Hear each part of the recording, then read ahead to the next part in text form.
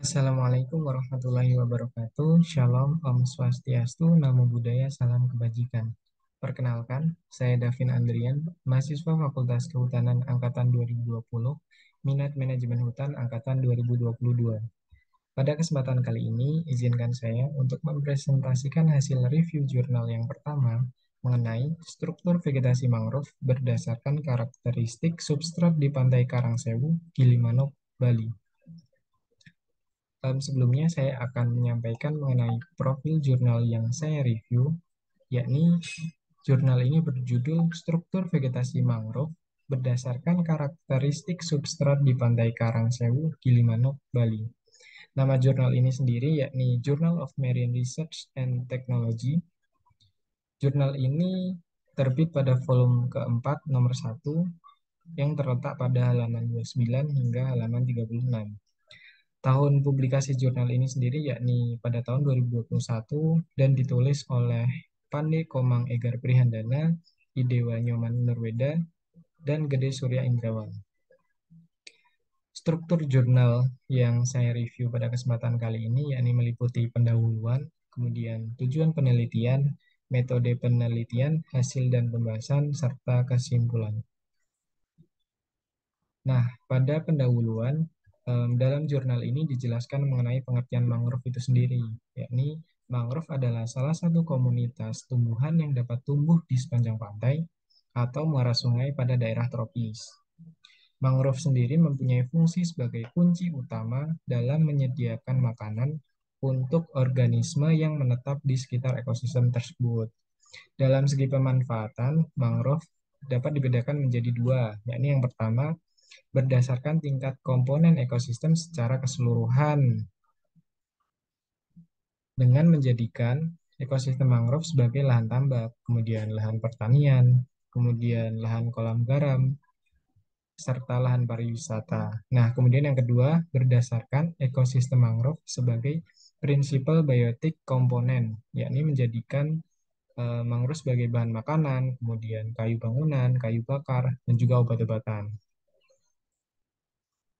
Nah, kemudian pengoptimalan sistem mangrove yang dilakukan harus selalu memperhatikan kelestarian mangrove itu sendiri.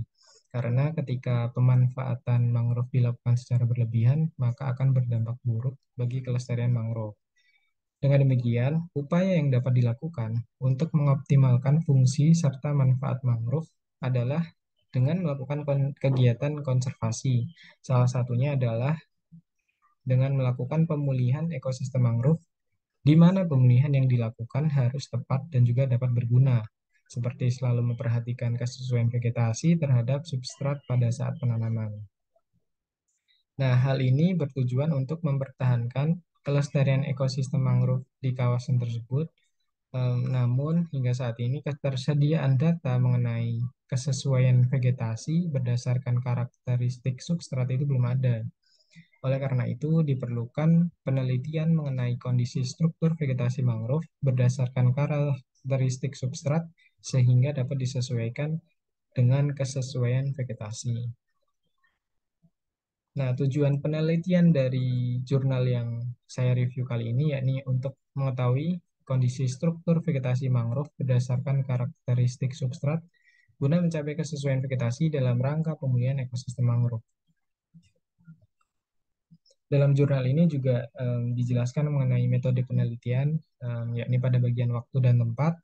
Em, Penelitian ini atau yang terdapat pada jurnal ini dijelaskan yakni terlaksana dari bulan Januari hingga bulan Mei tahun 2020 dan berlokasi di Pantai Karangsewu, Kelurahan Gilimanuk, Kecamatan Melaya, Kabupaten Jembrana, Bali. Nah, kemudian dalam jurnal ini metode yang dilakukan atau yang digunakan untuk penentuan stasiun pengamatan yaitu menggunakan metode purposive sampling, yaitu berdasarkan ke vegetasi mangrove di Pantai Karangsewu sendiri.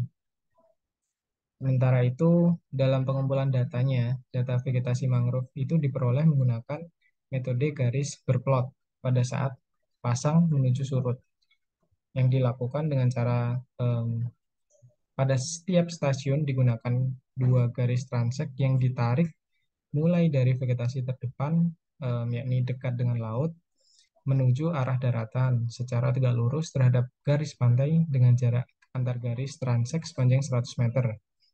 Kemudian jumlah plot yang digunakan sebanyak 3 plot pada masing-masing garis transek dengan ukuran yang bertingkat, yakni 2 kali 2 meter untuk tingkat semai, kemudian 5 kali 5 meter untuk tingkat pancang, kemudian diameter batang itu kurang dari 10 cm untuk yang 5 kali 5 tadi, kemudian 10 kali 10 meter untuk tingkat tiang, dan juga 20 kali 20 meter untuk tingkat pohon, dengan jarak antar plot itu sepanjang 10 meter. Nah, kemudian yang selanjutnya, dalam pengambilan sampel substratnya sendiri, yakni dilakukan pada setiap plot berukuran 20 kali 20 meter.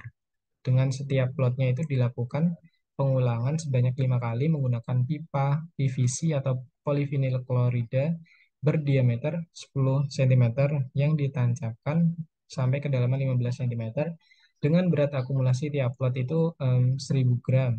Kemudian disimpan ke dalam kantong plastik Ziploc untuk dianalisis lebih lanjut. Kemudian pada parameter lingkungan di dalam metode penelitian dalam jurnal ini, yakni menggunakan pH substrat dan air, itu yang diukur menggunakan pH meter. Kemudian salinitas yang diukur menggunakan hand refractometer, serta suhu substrat dan air menggunakan termometer. Nah, pengambilan data parameter lingkungan yang dilakukan itu dilakukan pengulangan sebanyak 5 kali pada setiap plot berukuran 20 kali 20 meter pada saat pasang menuju surut. Nah, kemudian dari data yang telah dikumpul itu, pada setiap plot kemudian dihitung untuk mendapatkan nilai rata-rata parameter lingkungan setiap stasiun. Kemudian pada analisis data di dalam metode penelitiannya sendiri, yakni pada analisis struktur vegetasi mangrove. Ini analisis itu dilakukan mengacu pada Kusmana tahun 2017, yakni dihitung kerapatan, kemudian kerapatan relatif, frekuensi relatif, dominansi relatif, untuk dihitung INP-nya sehingga kita dapat menemukan kedudukan ekologis suatu jenis dalam komunitas. Kemudian pada analisis data di bagian pengukuran tekstur substrat itu dilakukan menggunakan metode pipet. Nah, hasil dari pemipetan itu akan dilakukan pengklasifikasian berdasarkan segitiga tekstur. Nah, kemudian pada analisis lainnya itu terdapat analisis pengukuran bahan organik total, itu yang diukur untuk mengetahui bahan organik pada substrat, yakni menggunakan metode LOI atau Loss on Ignition, dengan substrat seberat 5 gram ditempatkan pada wadah, kemudian dikeringkan menggunakan oven dengan suhu 500 derajat Celcius selama 5 jam. Nah, selanjutnya pada analisis data pengelompokan vegetasi mangrove digunakan metode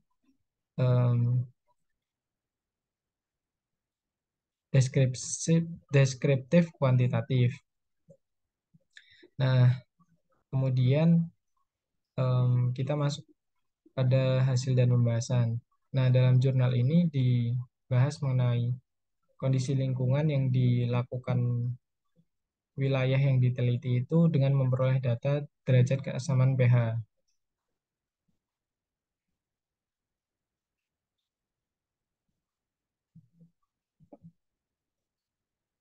Nah, kondisi pH-nya itu cenderung asam di lokasi penelitian disebabkan oleh proses penguraian serasah mangrove yang menghasilkan kondisi asam mengalami kesetimbangan dengan kapasitas penyangga dari garam-garam karbonat dan bikarbonat laut yang bersifat basa.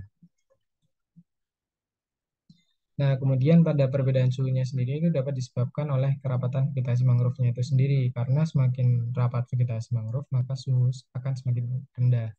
Sehingga cahaya matahari yang masuk ke ekosistem mangrove terhalangi atau tertutupi oleh tutupan kanopinya sendiri.